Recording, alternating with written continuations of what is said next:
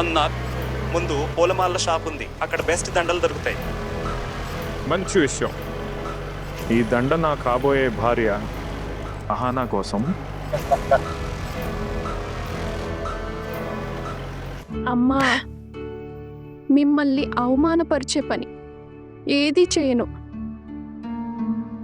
కానీ నాకు ఒకే ఒక విషయం భయంగా ఉందమ్మా. నేను వెళ్ళిపోయాక నువ్వు ఒక్కదానివే ఈ ఇల్లంతా పనిచేయాల్సి ఉంటుంది. నీకేదైనా కష్టం వచ్చినా వీళ్ళు నిన్ను వదిలిపెట్టరమ్మా. ఇప్పుడు నిన్ను ఎవరు చూసుకుంటారు? ఆహనా, బిడ్డా చూడు, నువ్వు నా గురించి అస్సలు బెంగ పెట్టుకునే అవసరం లేదు. నువ్వు నీ జాగ్రత్తలో ఉండు చాలు. నా సంగతి నేను చూసుకుంటాను. అమ్మా, నువ్వు తప్ప నాకంటూ ఎవరున్నారు? ఆహనా, నేను నీకు చెప్పాను కదా, నన్ను నేను చూసుకోగలను. ఇంకా అయినా సరే తల్లి, మనం ఫోన్లో మాట్లాడుకుంటూనే ఉంటాం కదా. అంతేకాదు, నేను నిన్ను కలవడానికి నీ అత్తింటికి కూడా వస్తాను. నాకు పూర్తి నమ్మకం ఉంది, నీ అత్తింటి వారు చాలా మంచివాళ్ళని. నిన్ను తప్పకుండా కలవనిస్తారు. వద్దమ్మా, వద్దు. నేను చెప్పేంత వరకు నువ్వు నా అత్తారింటికి రాకూడదు. ఒకవేళ వాళ్ళు నిన్నేమైనా మాటలంటే అది నేను తట్టుకోలేను. అందుకే నేను చెప్పేంత వరకు నువ్వు నా అత్తారింటికి రాకూడదు. సరే అహానా, నువ్వు ఎలా కోరుకుంటే అలాగే జరుగుతుంది. ఆఖరికి నీ సంతోషంలోనే కదా నా సంతోషం ఉంది.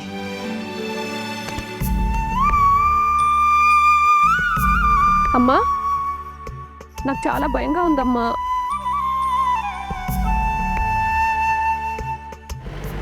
The number you are trying to call is currently not reachable. Ahana, ఎంత దూరమైన పారిపో, ఈ రాత్రి నువ్వు నా దానివి అవుతావు. విధి కానీ నీ కాబోయే భర్త కానీ ఎవరూ నన్ను ఆపలేరు. ఈరోజు నేను నా తీరని కోరికను తీర్చుకుంటాను. ఈ ప్రపంచం ఏమైపోయినా సరే. అరే, భయం దేనికి బిడ్డా? నీకు పెళ్ళి అంటే భయంగా ఉందా? అత్తారింటికి వెళ్ళాలంటే భయంగా ఉందా? అరే, మొదట్లో కొంచెం భయంగానే ఉంటుంది, కానీ రాను రాను అంతా సర్దుకుంటుంది తల్లి. భర్త దీవెనలు మరియు ప్రేమ ఎప్పుడూ ఉంటే ఏ కష్టమైనా సులువుగా అనిపిస్తుంది అహనా. అంతేకాకుండా నా అల్లుడు గారి మనసు చాలా మంచిది. చూడు, అతను నిన్ను చాలా బాగా చూసుకుంటాడు. నీకే విషయంలోనూ ఎప్పటికీ ఏ లోటు రానివ్వడు. అహనా, నా మనసు చెప్తోంది తల్లి, నువ్వు అతనితో చాలా సంతోషంగా ఉంటావని. అమ్మా, నాకు దేని గురించి భయంగా ఉందో నీకెలా చెప్పను? ఒకవేళ మధుర్ ఇక్కడికి వస్తే ఏమవుతుందో దేవుడా. మా అమ్మ కోసం అలాంటిది ఏమీ జరగనివ్వకు ప్లీజ్. మా అమ్మ చాలా కష్టాలు పడింది. రాఖీ, అన్నిటికన్నా అందమైన దండ తీసుకునిరా. ఈరోజు నా ప్రాణంతో నా పెళ్ళి. ఇంకా ఏ వధువు అయితే ఇప్పటికే వేరొకరు సొంతం అయిపోయిందో, ఈరోజు నేను ఆమెను నా సొంతం చేసుకోబోతున్నాను. అహానా, ఏం ఆలోచిస్తున్నావు తల్లి? ఏం లేదమ్మా, నేనేమీ ఆలోచించడం లేదు. నేను పూర్తిగా బాగున్నానమ్మా. అయినా సరే నా మీద అమ్మ ఆశీర్వాదం ఉన్నంత వరకు ఇంకా దేని గురించి చింత?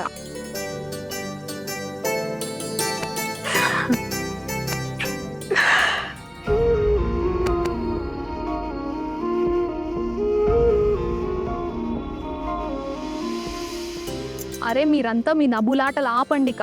ఆచారం కూడా పూర్తి చేయాలి కదా, ముహూర్తం సమయం దాటిపోతుంది. అయినా అర్జున్ గారు, మీకు ఒక విషయం పెళ్లికి ముందే స్పష్టంగా చెప్పేస్తున్నాను. మా ఆడపడుచుని కాస్త బాగా చూసుకోండి. పెళ్ళైన 2 రోజులకే పుట్టింటికి వచ్చేలా చేయకండి. ఆడపిల్లలు పుట్టింటికి ప్రతి 2 రోజులకి కష్టాలు చెప్పుకోవటానికి రారు. అత్తింటి వారు తనని రాణిలాగా ఎంత బాగా చూసుకుంటున్నారో చూపించడానికి వస్తారు. మా తమ్ముడు లాంటి అబ్బాయి దొరకడం అదృష్టం.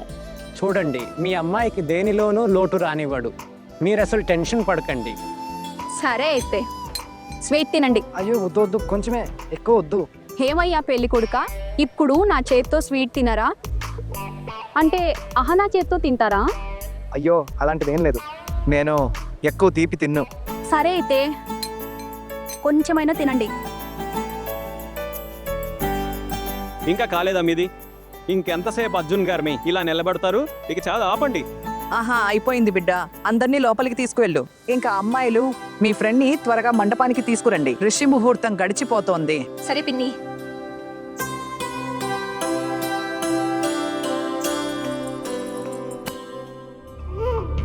ఏమైంది అహానా? ఏం ఆలోచిస్తున్నావు?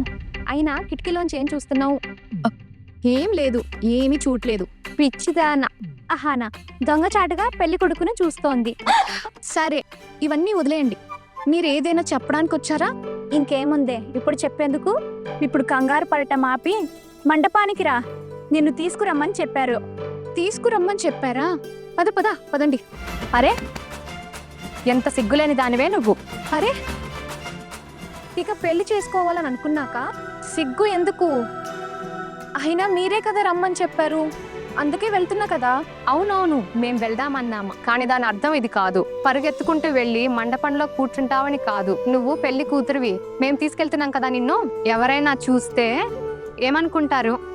మాతో పాటు తల వంచుకుని మెల్లమెల్లగా నడువు.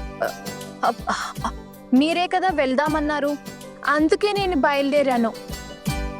ఇప్పుడు తల వంచుకుని నిలబడే ఉంటావా లేక నడుస్తావా? పద, మేం ఆట పట్టిస్తున్నాంలే.